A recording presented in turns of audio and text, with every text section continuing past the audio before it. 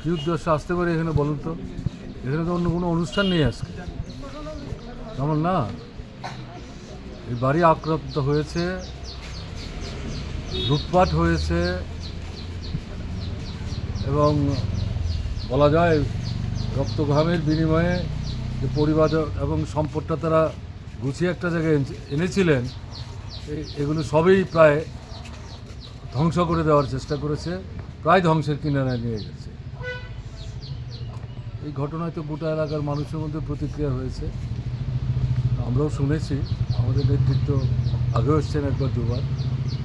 আমিও যেটা মনে করেছি, সোনাবড় থেকে ফেরার পথে নিশ্চয়ই এবারে আমি হয়ে যাব, এটা দেখতে এসেছি। যারা করেছেন তারা তো বিজেপি করেন, এবং এই বাড়ির যিনি মালিক তিনি ভদ্র মানুষ,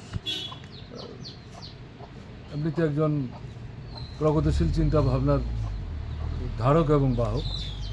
তো এটা বোধহয় তার রাজনৈতিক কারণে তার প্রতি প্রতিপক্ষের হয়তো একটা বিদ্বেষ থাকতে পারে।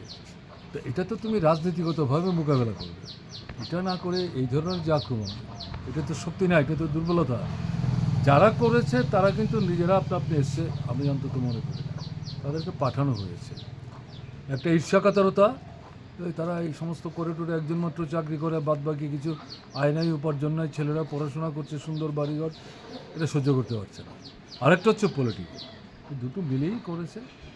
যারাই করেছেন তারা সবাই না হলে একটা অংশ বুঝবে, একটু সময় লাগবে।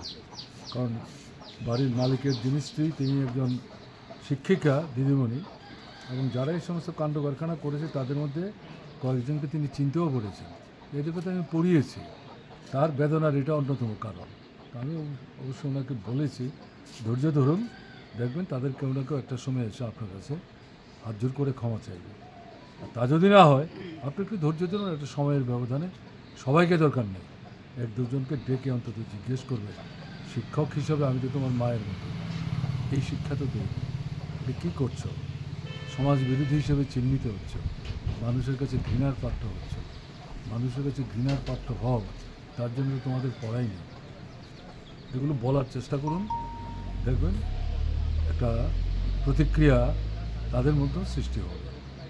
এই হচ্ছে ঘটনা চলছে সারা ত্রিপুরায়, কেমন? আর বিশালগড় তো প্রথম থেকেই তারা এই জিনিস করার চেষ্টা করছে।